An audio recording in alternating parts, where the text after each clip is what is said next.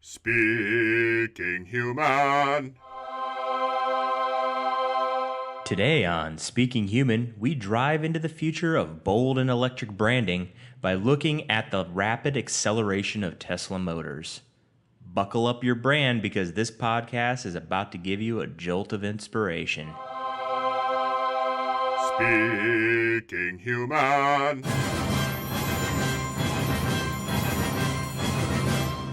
Welcome to Speaking Human, where we simplify the world of marketing for humans. I'm Shad Conley, and I'm similar to a Tesla vehicle in that a lot of people tell me I'm 100% electric. You are. I always tell you, you're electric. You're those people. And I'm Patrick Jebber, and I'm a geek who wants to see a future filled with molecular transporters, which will effectively cancel out the need for electric vehicles. You're so into the future, it's amazing. Yeah, but instantaneously transporting from one location to another is the future, right? It's the new ludicrous mode. Yeah, this guy's thinking 5 years ahead. You're thinking 100 years ahead. Yeah. I like it. Groundbreaking. On today's episode, we're shining a spotlight on Tesla. We'll share our thoughts on what the car company has done to establish a strong brand and tell you what your company can learn from them. Like the Tesla Roadster, this podcast can go from 0 to 60 in 3.7 seconds. So let's get into it.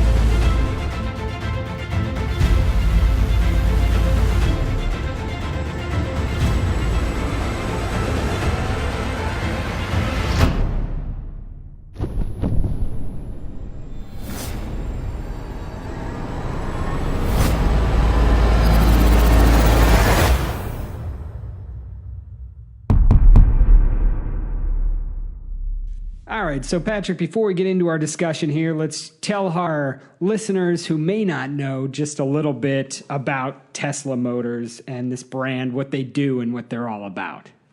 You and I have talked briefly about Tesla in the past as a company and brand, but I think it's pretty amazing. Yeah, it's obviously a very interesting company and a brand that's left its mark pretty quickly. For those of you who don't know, Tesla makes electric cars, fully electric cars, or that's their mission, is to, as they say, transition to sustainable energy. So this is a company that was founded in 2003 by a group of engineers in Silicon Valley who wanted to prove that electric cars could be better than gasoline-powered cars. And so far, they've done a pretty good job in developing this product. Yeah, I mean, in 13 short years, they've got 50,000 vehicles on the road worldwide, and I'm sure that's probably even outdated at this point. They're not quite one of the big automakers. Not everybody probably drives one of these cars, but the brand has become pretty well known within, like you said, that 13-year time where most people have probably at least heard of them. They definitely have clout, They reported just in the first quarter $1.6 billion in revenue, which is huge because it was 45% up from last year in sales. So yeah. And along with that, they also have a lot of kind of buzz around them and a lot of conversation building, which I'm sure we'll talk about more as we go on here. So to give people a little background on kind of where we're coming at this from, what's your personal experience or perception of Tesla? Well, I would say I'm just like every other average Joe out there. I experienced the Tesla brand from a distance. You know what I mean? Yep. I mean, most people really haven't had, the ability or been able to afford one of their fine electric automobiles until recently. They didn't even make one that fit an average person's budget. Yeah, I think the newest model they came out with, isn't that like around $35,000? Yeah, they say $35,000 before incentives. Yeah, so you get kind of some tax deduction for actually purchasing one. But so $35,000 is that's the affordable one. That's the one that's for the average person. The ones before that, I think, were a little more than that. Yeah, slightly. Slightly more. I think they started like around 100. Yeah. So I'm kind of the same as you. I've never actually seen a Tesla vehicle live. Have you ever actually physically touched or seen one? Yeah. Actually, there's a couple of them I've seen parked on the street, which I would never park that car on the street. I'd never let it leave my sight.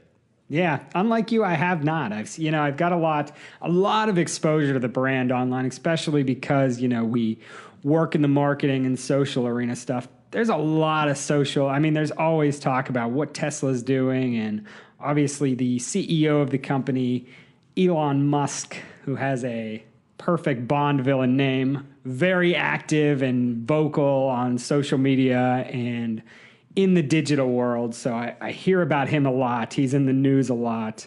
And that's primarily how I'm exposed to this brand. That's kind of what I know of it, as opposed to the actual vehicles. Yeah, I bet, I would honestly bet that you've probably seen them, but not known that you saw a Tesla vehicle. Because I'll tell you, the first time I saw one, it didn't even dawn on me that it was a Tesla vehicle until I took a second glance at it. You may think that it's a high-end Yugo. There goes another one of those high-end Yugos down the street. You may have seen one, because I didn't the first time. I didn't realize the first time I saw one that it was a Tesla vehicle until I walked around it, because it was parked on the street, like I said, and I was like, oh my God, that's a Tesla. So we'll never know. So obviously. Yeah, maybe you're right. But, it speaks to the myth that's around this brand. It's built up into that status where they're almost like these mythical things like Tesla vehicles. Like maybe I've seen one, maybe I haven't, but in my mind, it's like something special, or there's like a cloud around it as it drives down the road. So I definitely know it, but maybe that's not totally the reality. Maybe that's just, my perception, right? Yeah. They should put unicorn horns on the front of them. You'll know every time that you see one. Like made from real unicorn horns. I'm pretty sure they are. With that price tag, anyway. Yeah, that's why they cost so much. That's where they get the electricity, too. Everybody knows unicorn horns are filled with electricity. Let's dive into this. Let's dig into this brand a little bit, Patrick, and talk about what makes Tesla an interesting brand, or what makes it unique or different from, the billions of other brands out there. Tesla's great at hype, wouldn't you say? I would say that. I would say almost their business is built on hype, right? Yeah, I mean, Elon Musk, I think, knows how to get people excited about their products. He's been compared to Steve Jobs, and I think a lot of that comes from being passionate about what he's doing, what the company is trying to achieve. It makes all the difference in the world. If you believe in it, it's easier to get others to believe in it with you. So I think that's where the hype kind of comes in.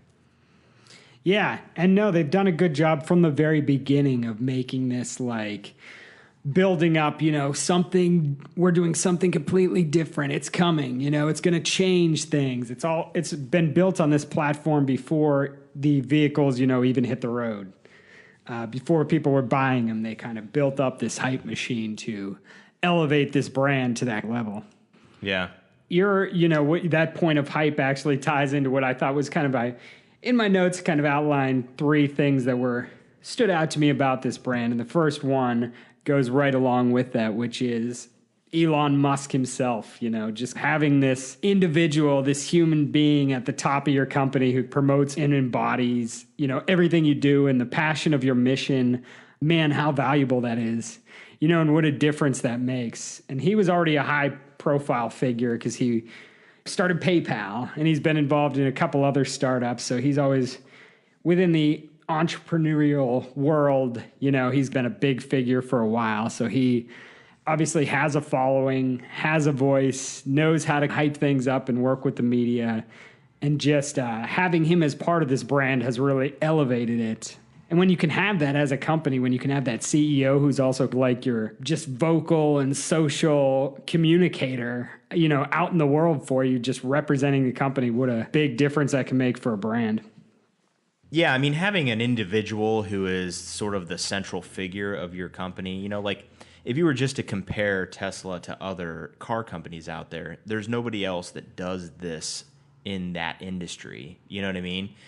And I think one of the things that sets this car company apart and builds this brand to be something that everyone else is aspiring to.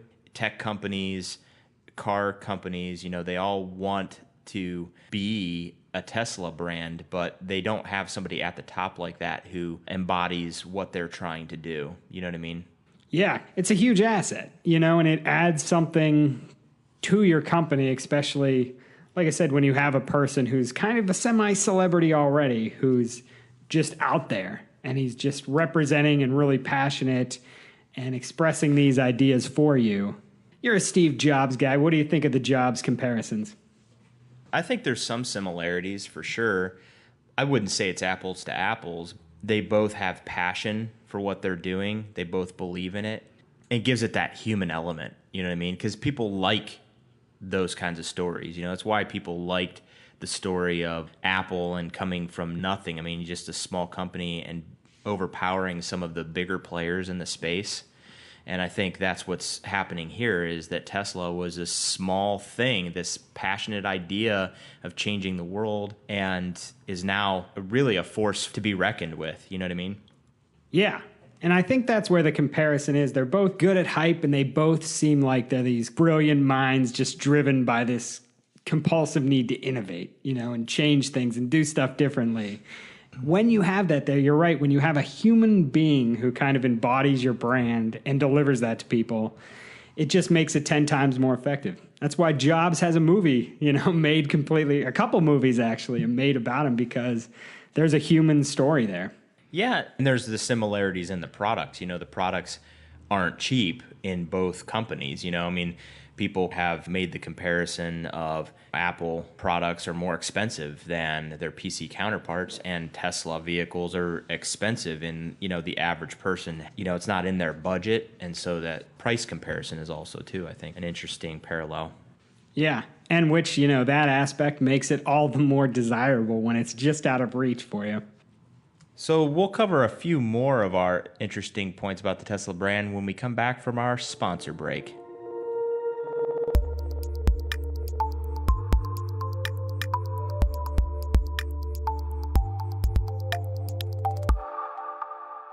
Today's inaugural sponsor is Monsters Unlimited, a creative agency with a business brain. When you need to communicate clearly with your customers and build lasting relationships, think Monsters. Visit thinkmonsters.com to learn more about their creative service offerings.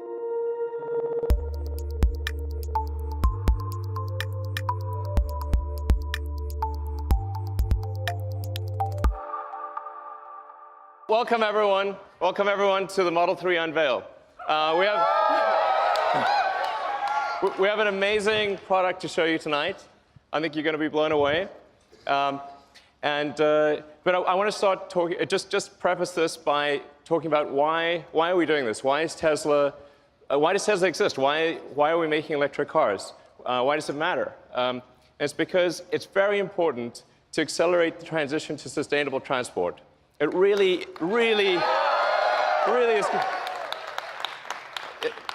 is. This is really important for the future of the world. So that little bit of audio you just heard there, that was Elon Musk from the Tesla Model 3 unveiling. So now we're going to get outside perspective on this. You're hearing us talk about it and get our thoughts. Let's hear what somebody else has to say. So what I'm going to quote from here is a Forbes article called Tech Entrepreneurs Can Learn a Lot About Marketing from Tesla by Mike Montgomery. And here's his thoughts on Tesla and Elon Musk.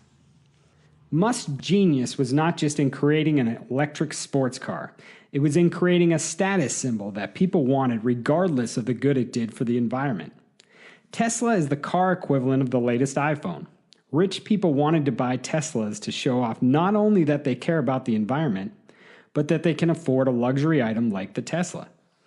With the Model 3, many more people in the market for a new car can now afford a Tesla. That means that a lot of folks can feel like they have the status symbol of a Tesla without forking over their life savings. Musk is appealing to a very basic need humans have to show off for one another. What do you think about those thoughts on the Tesla brand, Patrick? The reality is if there's not enough of something, people generally want it more. And if it's expensive and they're willing to pay for it, That's what Tesla, I think, has achieved here, is that either intentionally or unintentionally, I'd like to think intentionally, that they've created demand for their products and in the process built a very sought-after brand. You've got this brand that is a status symbol, like, oh, if I have a Tesla, people are going to look at it and go, that guy's got a Tesla, that's a really nice car, regardless if it's the $35,000 Tesla or if it's the $150,000 Tesla, you know what I mean? Yeah, definitely. And it's one of those things where you're not just buying a product because you want it and you want what it does, but you also like what it says about you. I'm not driving a regular car, I'm driving a Tesla. I'm a Tesla guy. That's like, whether you want to admit it or not, that's kind of making a statement. And I think the iPhone comparison he used there is kind of apt. I mean, I can remember like 10 years ago having a stupid flip phone and seeing somebody with an iPhone and being like, I need that. And it just being like a little too expensive for me to actually get, and just wanting it more and more, and the want just building up inside of me until I was ready to explode to get that iPhone, Yeah, and it has a status to it. I mean, that it's simple to use. It's, it's a better phone, those kinds of things. And that Tesla vehicles are sort of looked at that way as well. You've got Tesla vehicles have autopilot, the fact that they can go 0 to 60 in 6 seconds, and it's electric. You're shedding that need for gasoline. Like you said, I'm a Tesla person. I am someone who is not only eco-conscious, but I have this badass car to show for it. You know what I mean? Yeah. And I think that electric element, it seems like it's such a long time coming. Like, why didn't we have fully electric cars 20 years ago? And there's really no reason other than just this whole industry is set up in a way not to have something different, right? Mm-hmm. Here's what we do. We run on gas. The gas people get their money. It's this whole industry that's set up this way that nobody's really broken through. And so that's kind of another thing I think this brand, how they've established themselves, which made it kind of such a strong brand so fast, is they've positioned themselves as a game changer in the automotive industry. We're the one who's busting down this wall. They may have complied by making, hybrid vehicles that are a little bit electric, but we're doing it all electric. We're doing what nobody else has done, even though they could have done it. I mean, I'm pretty convinced if people wanted to do it, they could have done it a long time ago. There's just not much desire to be that innovative or do something that is different for the car companies. I mean, and probably, they have incentives not to do it. Oh, yeah, absolutely. I would imagine that there's big incentives like not losing your life. Yeah, living. One of the classic incentives. So the brand has that pioneering spirit attached to it, They're like these trailblazers, and I think that's appealing to a lot of people. I mean, how many of us, we've all wanted something different for so long. Every time gas prices go up, we're like, where are the electric cars? And then they go back down and we're like, oh, never mind, it's cool. I would go even as far as to say that Tesla's products are good for the world, right? Because that's sort of how they position. I mean, having an all-electric vehicle is taking them one step closer to unshackling ourselves from fossil fuels, you know what I mean? Whether it's solar or electric. And not every brand or product has this luxury. I get it. I mean, Tesla has an advantage here, but I think it's the biggest part of the equation and the success of the brand. Again, making that comparison to Apple, right? Apple puts a big part of what makes them different. They are eco-friendly. So there is that element to it too. Yeah, it just seems to me like it's such a good branding tool to be able to say, all right, here in this circle over here is the entire automotive industry. And in this tiny little circle over here is us, because we're doing something totally different. Yeah. It's crazy when you actually think about it. When you look at all the car companies and all the cars out there, that all cars are slightly different, but they all, I mean, even the Tesla itself looks like all the other cars. Why do all cars look exactly alike? Yeah. Why is this, why are we stuck to this model? You're telling me there's no other way to design cars? Yeah, well, I think you have to have a transitional period, you know what I mean? Because they couldn't just give you a sphere and be like, drive around in this, because it'd be too ahead of its time, and there's products like that have happened, where they create something and people are like, I can't do that, Yeah, Tesla's one of those brands that's kicking down the door. You think about the DeLorean way back in the 80s, which came out, which looked and felt like no other car. And there's stories about them, like a conspiracy of the automakers making them go bankrupt. Yeah. I'm sure they wish they could go back in time and change things, but it's appealing. It is. It's appealing to people when you have, and you're right, you can't go full throttle in the extreme direction, but, nudging you over the line a little bit, I think that's an appealing aspect of the brand to people. What's something else that makes this brand unique or interesting to you? they're focused on really building a product that they can control. So, for example, they're building the Gigafactory with partners like Panasonic that will produce, more lithium-ion cells than all of the world's combined output in 2013. I mean, it's pretty amazing. So what they're doing is they're controlling the parts and components of their cars, and I think that's something that makes this company very different, is that they're looking at all these components and saying, hey, we could buy all these lithium-ion cells and they're really expensive when we buy them from third parties, or we can just say, you know what, we're going to build a factory that we can control the product, the quality, the costs, all of that, to make not only a more affordable product for everyone, but a better one. Yeah, that's a great point. I think the epic scope of what they're trying to do extends beyond just, we're making these specific vehicles, not just about selling those cars. It's about kind of changing the whole system. And there's, a big ecosystem that's surrounding that too. Obviously, the efforts they're making to push self-driving cars. That's another technology. It's not part of what they're selling right now, but it's gonna, they see that as the future, and it's a key part of what they're trying to do. Part of the bigger picture, I guess, that they are painting, as opposed to most brands, are just focusing on let's move the product that we make. They make very minor advancements each year to the point where, it'll take you 50 years to get this far ahead, autopilot, right? Yeah, not until they're forced to do it. Yep.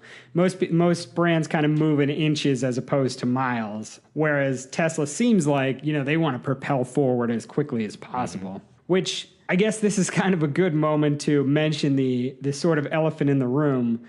When we planned this podcast, it was about a month back or so. So we were thinking this brand's been in the news a lot. It'd be a really interesting thing to discuss. Obviously, since that time, there's been some bad publicity for Tesla as somebody died testing out one of their autopilot cars. Thinking about the brand, do you think that's something that's going to hurt this brand over time or this company?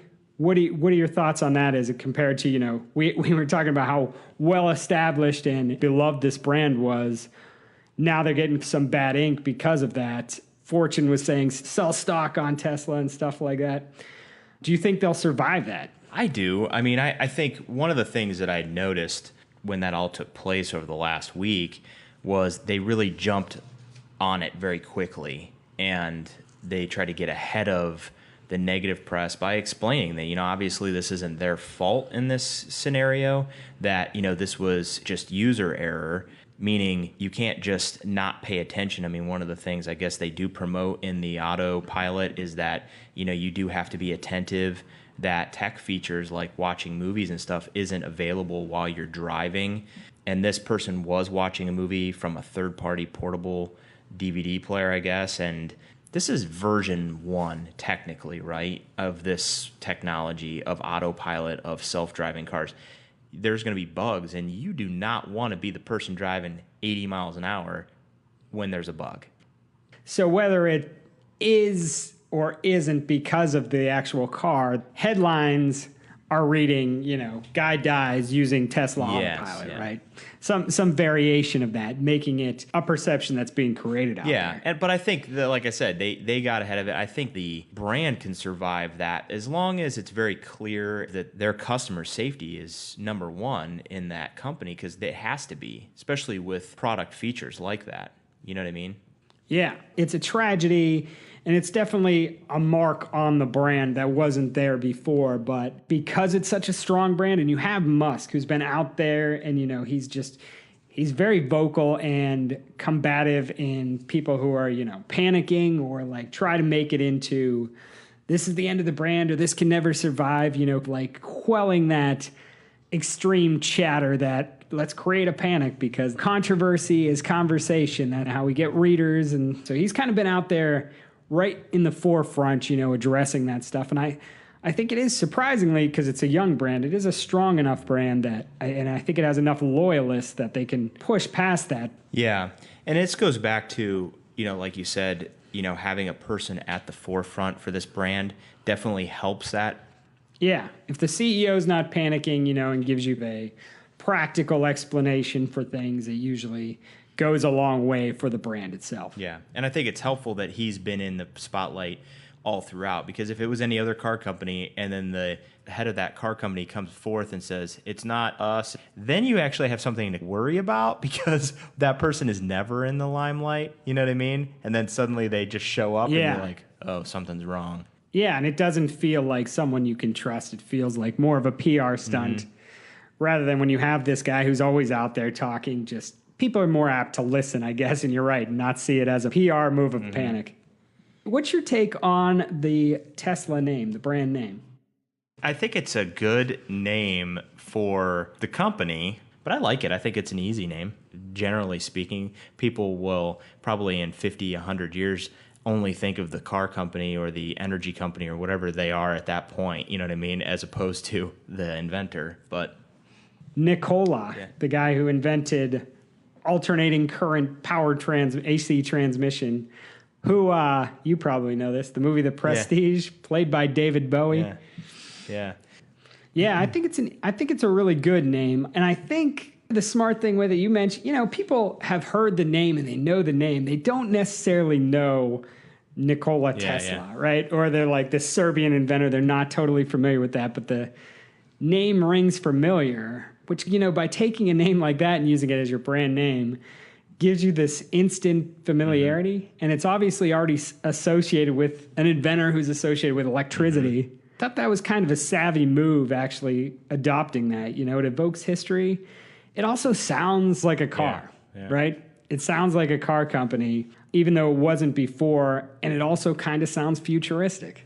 So to me, it has those elements that define the brand. And maybe I'm just thinking about it now in terms of the brand, and that's why I'm thinking that. But I think that has helped the brand in a way that it's such an easy, memorable, and has those built-in associations. So it's a name that clicks as a car, especially the car of the future. Yeah, I'm glad you brought that up because it is one of those things that has been overlooked. I've never really seen anybody talk about that specific element of the brand. Usually they're talking about the advancements they're making, but not necessarily the brand name. And I think it is definitely a conscious effort on their part to create that sense of familiarity, like you said. Yeah, we've gone deep on Tesla. Yeah. What's your kind of like one takeaway for the brands and companies out there? What can they learn from the Tesla brand? Honestly, I would say consider the key points we discussed today. It's not just one thing. It's a culmination of all these key points that we brought up today about Tesla. It's that passion, it's the hype, it's the branding, the controlling the supply of your products, the manufacturing of those products to build a better experience for your customers. It's the customer service. All of those things combined, I think, are what you see from Tesla. On top of having that human element, like you said, you don't have to have a person that becomes your central figure, but you do have to have a human element to your brand to speak to your customers in a way that everyone else may not be doing. Yeah, that's good. And it's a good point with branding in general. It's not ever one thing. It's all these little things you can do in culmination to kind of form a strong brand. That being said, let me boil it down to one thing. My one takeaway would be one interesting way to look at this that I think Tesla does well, that I think other companies can do well across different industries, is take a look at your industry and think to yourself, how are we trying to be different from this industry? And how can we position ourselves to be different from this industry? It may be even a small thing and it may just be a matter of perception, but how can you, maybe you're the underdog in the industry. Maybe you're the trailblazer. Maybe you're the outsider. Maybe you're the disruptor. Those are things that apply to Tesla, but that's the same kind of thinking you can use. is how can we put ourselves in this position that'll speak to the customers we're trying to reach? In comparison to this, if we lump everybody else in the industry into this one hole, what's the role we can play? Work with your branding to establish that. And I think that can go a long way to helping you stand out. You know what, Shad? That's it for today's episode. Time to wrap up, huh? You can find current and past episodes of the podcast at speakinghuman.com. You can also listen and subscribe to Speaking Human on iTunes, Stitcher, SoundCloud, Spreaker, and Google Play. And you can email us with your thoughts on today's show. Tell us what you think about Tesla or any marketing-related topics you'd like us to discuss on future episodes. We'd love to hear those, too. Email them to us along with any questions or comments. feedback@thinkmonsters.com. That's feedback@thinkmonsters.com. We'll be back in 2 weeks with another episode of Speaking Human. Catch you then, humans. Speaking Human.